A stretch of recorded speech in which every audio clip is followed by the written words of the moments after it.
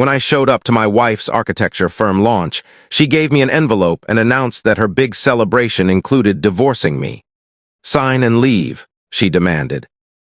So I walked out, quietly yanked my $750,000 in funding, and started calling in every dollar she'd blown on her affair. All right, Reddit. I spent a year and a half funding my wife's dream company, only for her to reveal what I'd really been paying for, by handing me divorce papers in front of a full room at her launch event. What she didn't know was that I was more than ready, so grab some popcorn and stick with me. My name's Dean, 38, male. I walked into the downtown Hyatt that night in my sharpest suit, thinking the evening would be a celebration for both of us. I own 15 fast casual restaurants across 3 states, built from one beat-up food truck and a dumb idea about people paying too much for sandwiches. Tonight was the official unveiling of Sterling and Associates, the architecture firm my wife had been dreaming about for years, and that I'd been financially carrying for 18 months. The place was dripping in the high-end taste Anita always had. Sleek glass walls, modern furniture, those strange geometric lights she loved, and a catering spread that could have paid someone's rent for a year. Every bit of it funded by me. Every tuxedo-clad server, every tray of tiny bite-sized appetizers nobody actually eats, every sparkling glass handed to strangers I'd never seen before. My money, my connections. My reputation backing a firm with 0 actual clients yet, and honestly, I felt good about it, proud even. Without my bank account and my habit of signing checks without interrogating her, none of this would be happening. Then I heard something that hit like a punch. Some kid in a wrinkled bargain suit whispered to his friend, just loud enough. Guess the test run husband actually showed. Test run husband. The phrase sat wrong in my chest, but I kept walking. Years of dealing with health inspectors, rude customers, and employees who think a schedule is just a suggestion teach you how to keep a straight face. I searched the room for Anita. There she was on the stage, looking like a cover model. She was charming everyone in sight, accepting congratulations from anyone even semi-important in the local design world. Her partner, Miles, lingered a few feet away looking far too pleased with himself. And front and center, her mother, Caroline, wearing that smug smile she'd been giving me since the day we met. She never thought someone who started life in a food truck was worthy of her daughter who graduated summa cum laude. Anita spotted me and smiled. Then she tapped her glass with a fork, and just like that, the entire room froze. Silence, you could hear the AC running. "Thank you all for coming," she began smoothly. "Tonight marks the official launch of Sterling and Associates. This firm is the result of a dream I've chased since I was a child drawing buildings in my mother's office." People nodded. Someone raised a glass, and then she did something that made every muscle in my body go tight. She reached into her clutch and pulled out a plain manila envelope. "Before we welcome our first clients," she continued, "I have one very personal matter to take care of." She stepped down from the podium, heels clicking loudly as the crowd shifted around her. Every head turned to me. She stopped in front of me. "Dean," she said clearly, smiling for the audience, "you've been incredibly supportive, truly generous, so I want everyone here to know that the first official document Sterling and Associates will process is this." She handed me the envelope. "These are divorce papers. Please sign them and leave. Tonight marks the end." The applause hit instantly. Not everyone clapped, but enough did that it felt like they were cheering my execution. I heard gasps, a few whispers. And from the front row, Caroline's delighted little laugh. I stood there holding the envelope. Every instinct screamed to confront her, to ask what happened to the woman I married a decade ago. But that's not how I do things, so I folded the envelope, slid it into my jacket, and walked straight out. Calm, controlled. Like I had something better waiting for me behind me, I heard the music restart, chatter rising again. Caroline's voice floated through the noise, something about finally, and should have done this years ago. Outside, I loosened my tie and let the heat hit my face. Then I smiled, because what Anita, her shiny business partner, and her self-important mother didn't understand is this. I didn't survive an industry with an 80% failure rate by being naive. And I sure didn't get this far without keeping records. They thought they'd pulled off the perfect setup. Use the blue-collar restaurant guy for funding, then toss him aside once the doors opened. What they didn't realize was that I had been tracking every single dollar. Every transfer, every invoice, every business expense. That wasn't. They thought it was checkmate.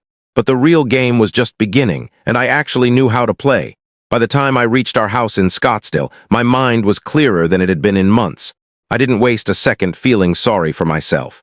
I went straight to my home office, opened my laptop, and got to work. First tab, credit card statements, every account, personal and business. I started with the joint card, the one Anita used for firm expenses. I scrolled back 6 months, then 12, then the full 18 months to when she first pitched the idea of Sterling and Associates, and there it was, plain as day month 3. A charge for the Enchantment Resort in Sedona, $1700 for one night. I remembered that exact weekend. She told me she was attending a design conference in Tucson. Meanwhile, I was running the grand opening of a restaurant in Flagstaff a couple months later. Another high-end hotel, this time the Phoenician in Scottsdale, $1200 for a single night. That weekend, she'd claimed she was meeting some clients who valued privacy. I opened my calendar to check the dates, then did what everyone does when they're suspicious.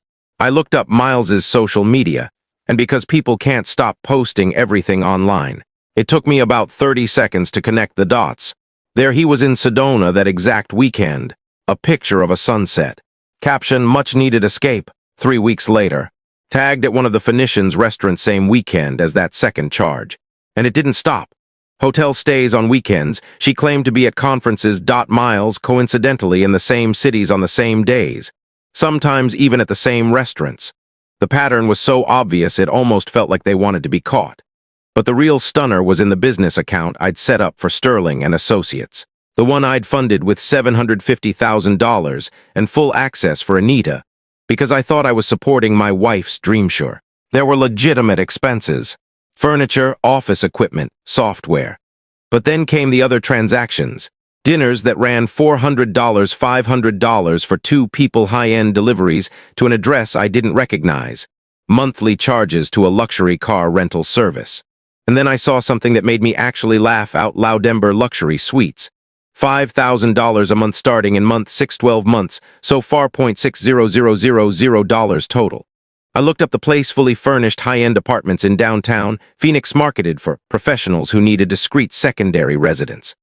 My wife and her business partner had been shacking up in a secret apartment, funded entirely by me. It was almost impressive how bold they'd been. Almost my phone buzzed, my GM from the Tempe location asking about schedules. Drew had been with me since Restaurant 3, rising from line cook to general manager because he was sharp and dependable. I shot him a quick reply and went back to the spreadsheet. $60000 for the hidden apartment, another $20, $30K in hotels, luxury dinners, mystery charges, and then the big numbers. $750,000 initial funding, $400,000 more over 18 months for salaries, build-out, equipment, software plus joint cards, plus personal expenses I unknowingly covered. I opened a blank document and started listing every single improper charge. It took 3 solid hours. By sunrise, I had a file detailed enough to make a forensic accountant tear up with gratitude. And then I remembered something Anita apparently never bothered to read. When she was so excited to get her hands on startup money, she signed all the operating agreements and financial paperwork without paying attention. She didn't realize I had structured the investment as a business loan, complete with repayment schedule, performance requirements, oversight clauses, and most importantly, a misappropriation clause, which allowed me to call the entire loan due immediately. If funds were used improperly, I'd used the same clause on a restaurant partner who tried to skim money 3 years earlier. Documented everything, triggered the clause, took the business back legally, so I pulled up my lawyer's contact, Celeste, the attorney who'd helped me structure every deal I'd ever made. I emailed her the spreadsheet with all the evidence. Then I waited. Banks don't move big amounts of money until Monday morning, so I spent Sunday organizing everything else. By the time Celeste called that afternoon, I already had a large pot of coffee going and a detailed plan. "Dean," she said after reviewing everything, "this is the most clear-cut misappropriation case I've seen in a decade. How fast do you want to move?" "Monday morning, first thing." "Perfect, we can have filings in place by end of day." "Do it," I said.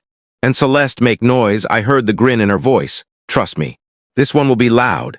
I hung up, leaned back with my coffee, and imagined Anita waking up with her phone blowing up from last night's applause-filled spectacle, completely unaware that her celebration was about to turn into an implosion. She had absolutely no clue what was about to hit her Monday morning. I was standing at the bank doors when they unlocked at 8 a.m. sharp. Within 10 minutes, I'd transferred the entire $750,000 out of the Sterling and Associates account and into my business holding account. No laws broken. I was the primary on that account with full transfer authority. Anita only had signing access, something I'd been very intentional about. By 9 a.m., I was in my office at my flagship restaurant, the one I still like to run personally, when my phone exploded with notifications. By 9:30, Anita. 18 missed calls, Miles. 7 missed calls, Caroline. 12 missed calls, which was honestly hilarious, considering that woman had barely tolerated my presence for years. I didn't answer a single one. Drew came in at 9:30 carrying coffee, eyebrows raised like he already knew half the story. 29 Vietnamese, started as a line cook and worked his way to GM. Smartest guy I've ever promoted. Boss, he said, setting an Americano on my desk.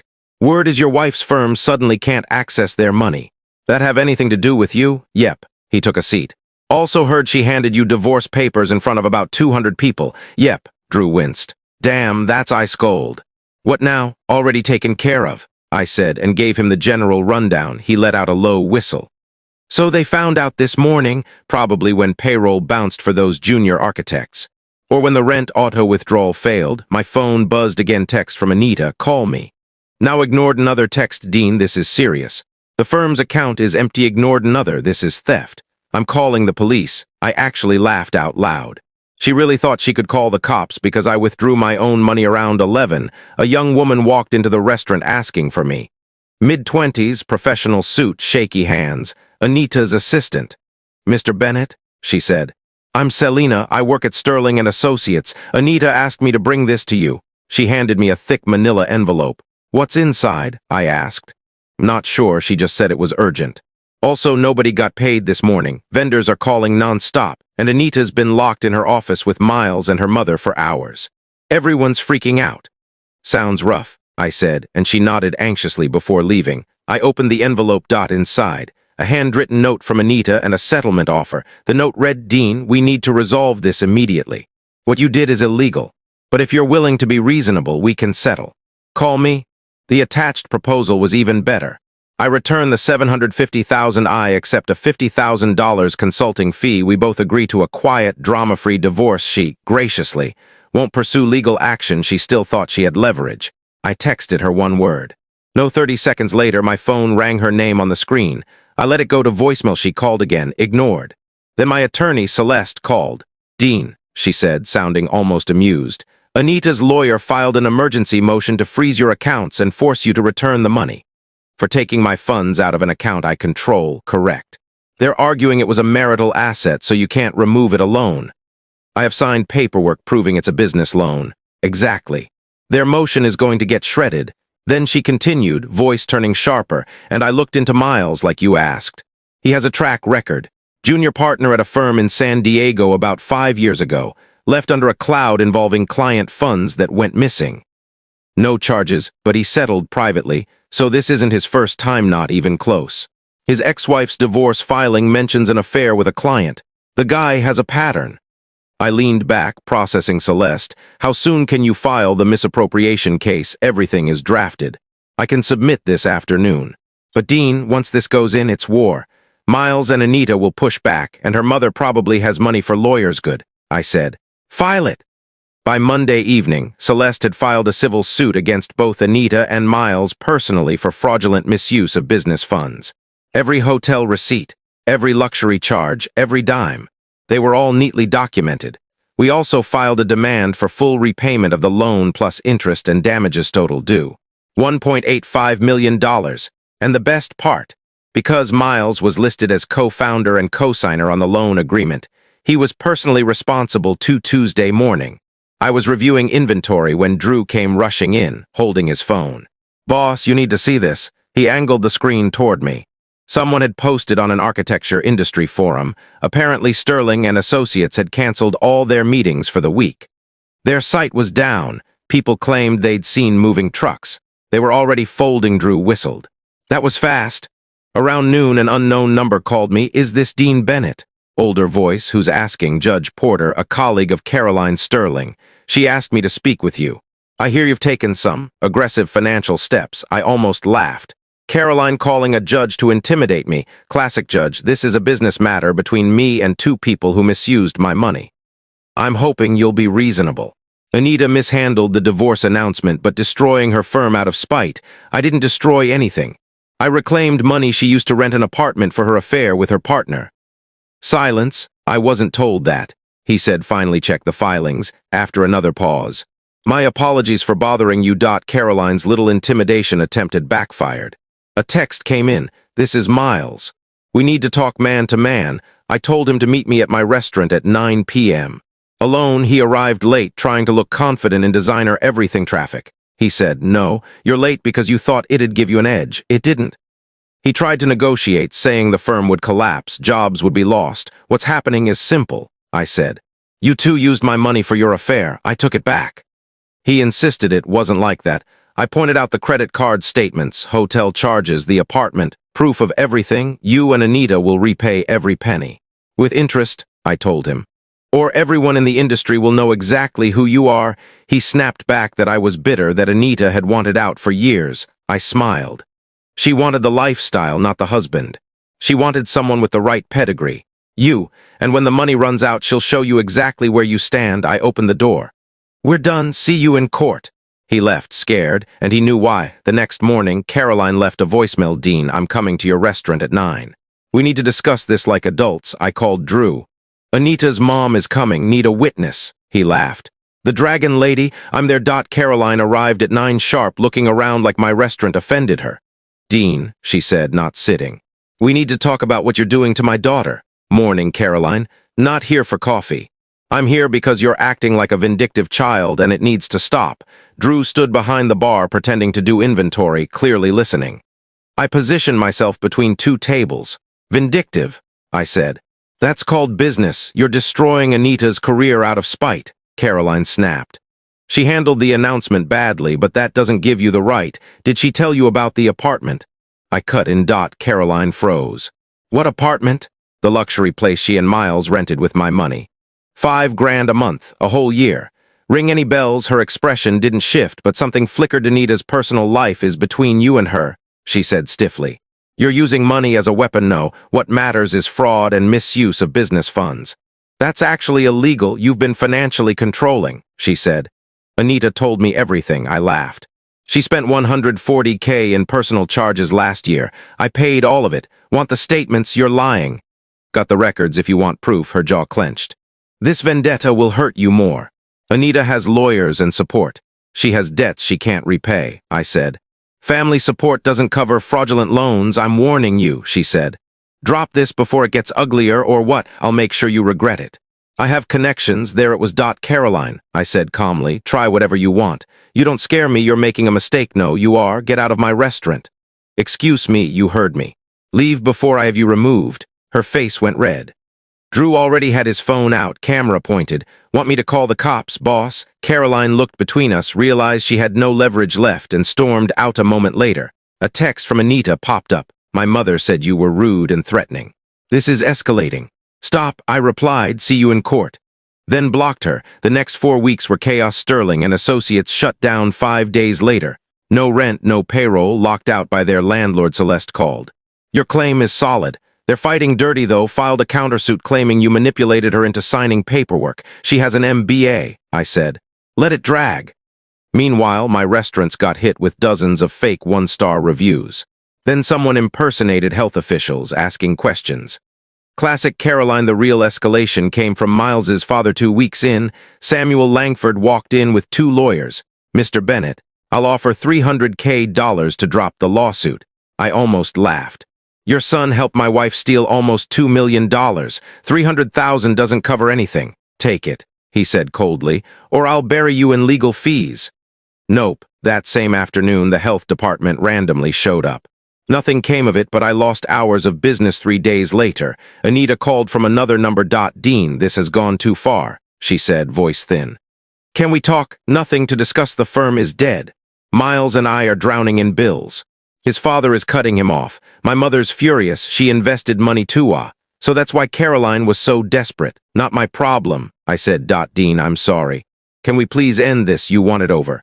Pay back what you owe. I can't. We have nothing then live with your choices. You're ruining our lives, she cried. I'm holding you accountable, I said. That's different, she sniffled. There has to be something. There isn't. See you in court. I hung up and blocked her. Again, that night I sat in my office and went over the damage legal fees were stacking up. My restaurants were steady despite the fake reviews and harassment, but the stress was wearing on my team. Drew was doing 70-hour weeks, and Celeste was billing thousands a day fighting Anita's countersuit and Samuel Langford's attorneys. It was costing me time, money, energy. But some things were worth it. And watching Anita's perfect life fall apart piece by piece, worth every cent. 6 weeks after everything blew up, Celeste called. They're settling, she said. Full repayment. 7-year structured plan garnished from their income. What changed? Samuel cut Miles off completely. Caroline ran out of patience. Without family money, they can't keep fighting, so I won. The papers would be ready by the end of the week. I should have felt triumphant, but mostly I just felt tired. The restaurants were fine again. The reviews were gone. Life was stabilizing, just nowhere near what I expected a year earlier. That Saturday, I was doing inventory when the door opened. Anita walked in.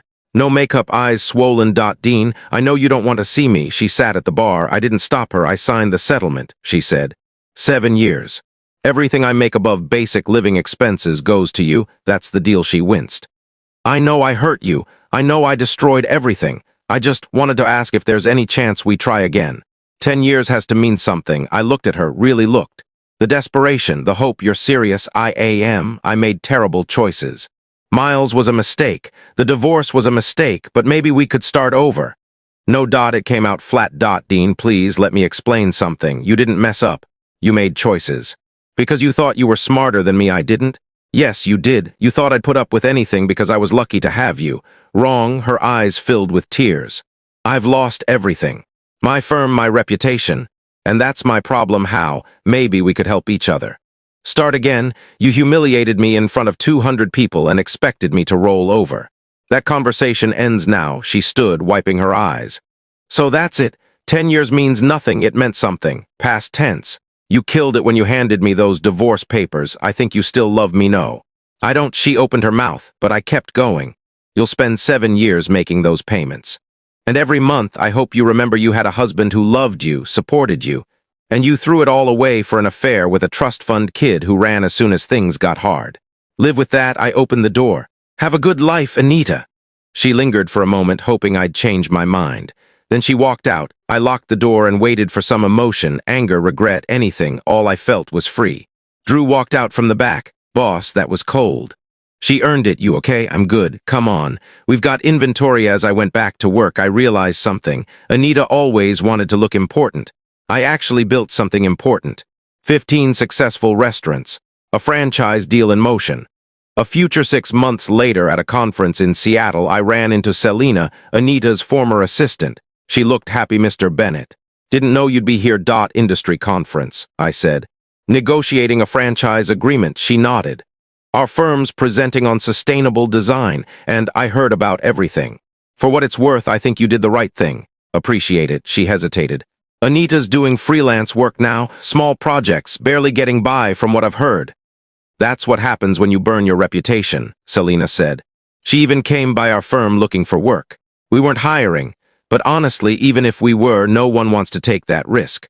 Word travels fast. We chatted a little longer about industry trends, nothing personal. And as I walked away, it hit me. I didn't care what happened to Anita anymore. Whether she struggled or rebuilt her life, it wasn't my concern. She was just someone I used to know. Meanwhile, I was running a growing restaurant franchise, expanding into 4 new states, and fielding a consulting offer from a national hospitality group. In the end, I guess we both got exactly what we earned.